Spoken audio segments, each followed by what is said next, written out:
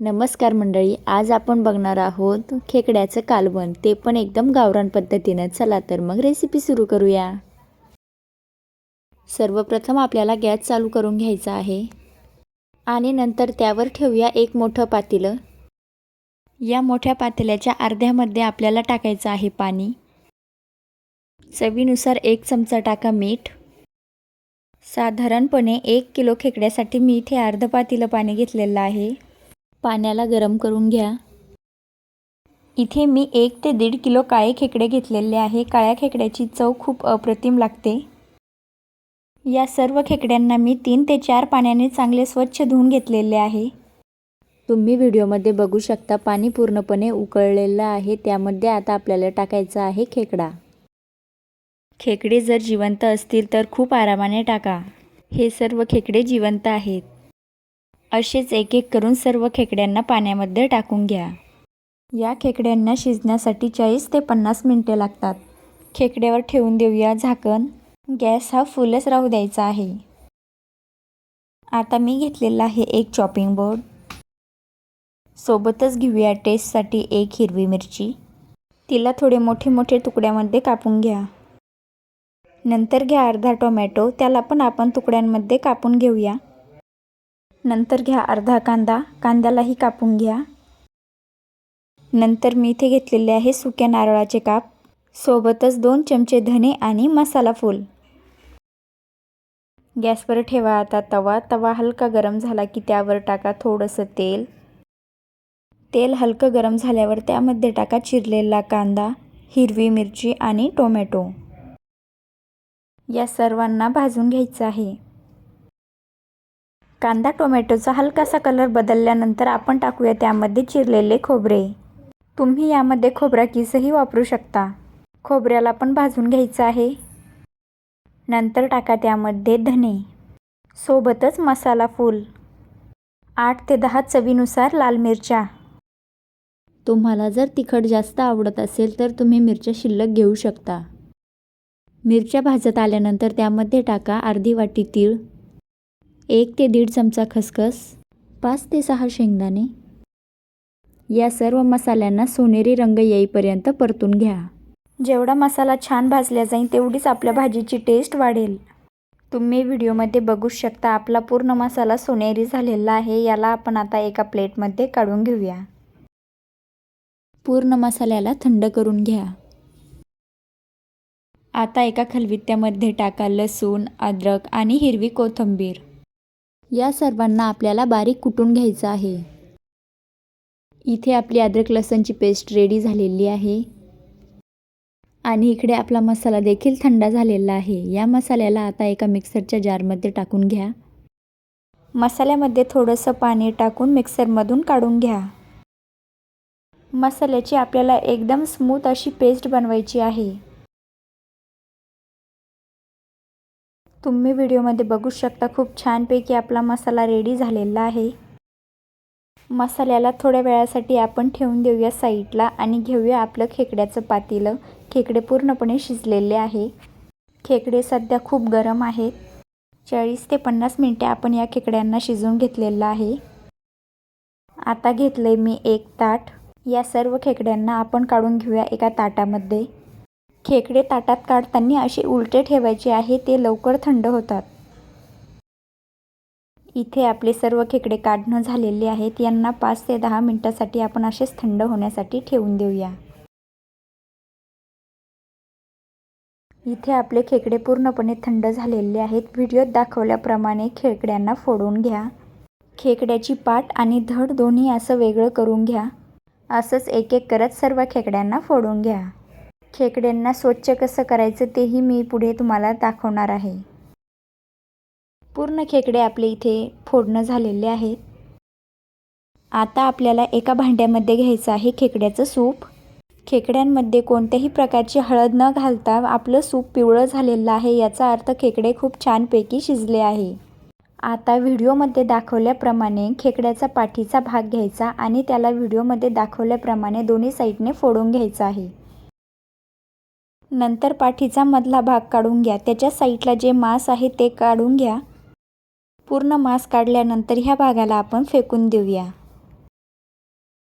मी तीच मधला भाग काढलेली पाट घेतलेली आहे. त्यामध्ये जे हे पिवळं दिसत आहे ते पूर्ण मांस आहे, ते आपल्याला सुपामध्ये काढून घ्यायचं आहे. पाठीचं सर्व मांस काढल्यानंतर पाठीलाही आपण फेकून देऊया. असंच एक एक करत सर्व पाठींना आपल्याला धुवून फोडून घ्यायचे आहे आणि मांस काढून घ्यायचं आहे.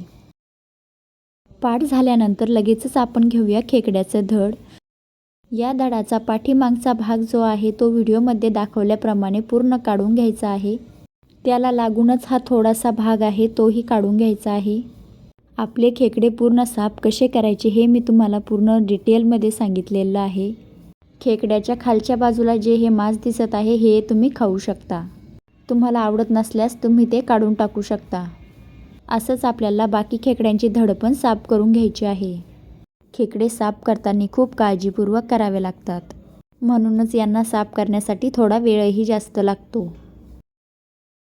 जसजसे आपण खेकड्यांना साफ करत आहोत तेवढंच आपलं सूप घट्ट होत आहे, कारण आपण त्यामध्ये सर्व खेकड्याचे मांस काढून टाकत आहोत.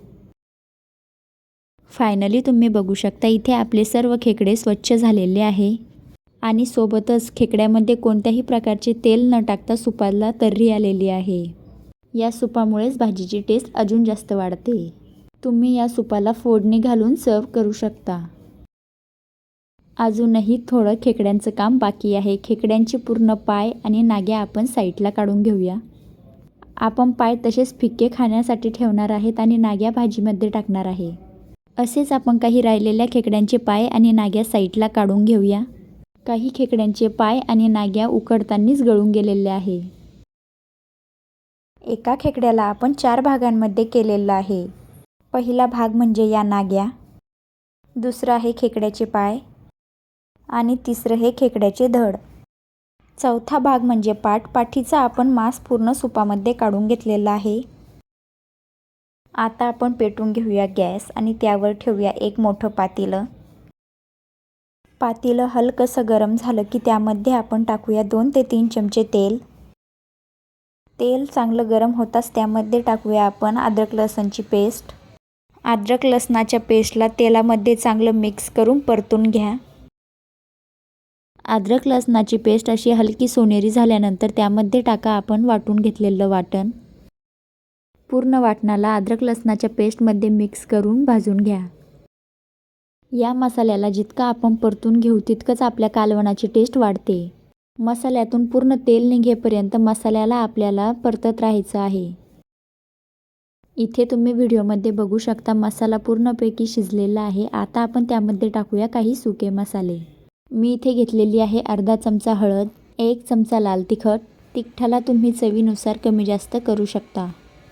अर्धा चमचा गरम मसाला, 1 चमचा धने पावडर, 1 चमचा कांदा लसूण मसाला, अर्धा चम्मच किचन किंग मसाला.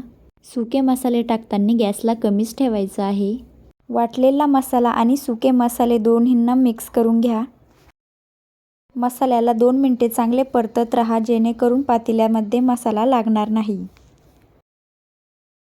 मसाल्याचा थोडासा कलर बदलल्यानंतर त्यामध्ये टाका अगदी थोडंसं पाणी आणि मसाल्यामध्ये मिक्स करून घ्या.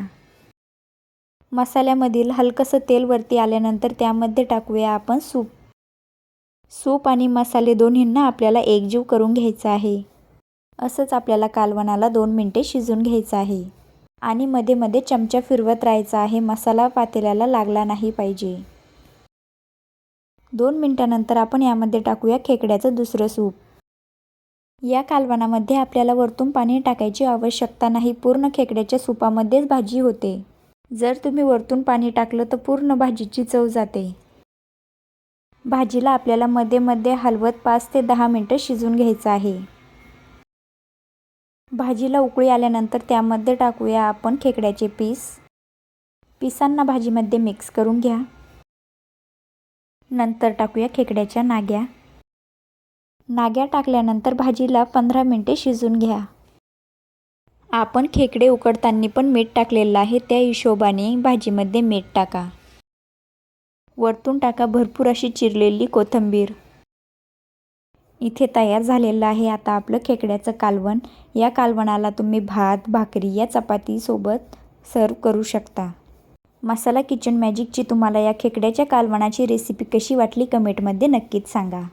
आणि पुढची रेसिपी तुम्हाला कोणती पाहायला आवडेल ते पण सांगा. भाजीला काढून घेऊया आपण एका प्लेटमध्ये. माझ्या पद्धतीचं खेकड्याचं कालवण तुम्हाला कसं वाटलं कमेंटमध्ये नक्की सांगा. तुमच्या मित्रमैत्रिणीबरोबर शेअर करा. रेसिपी आवडल्यास व्हिडिओला लाईक करा. भेटूया उद्या परत एका नवीन रेसिपीसोबत. तोपर्यंत एन्जॉय. Bye bye.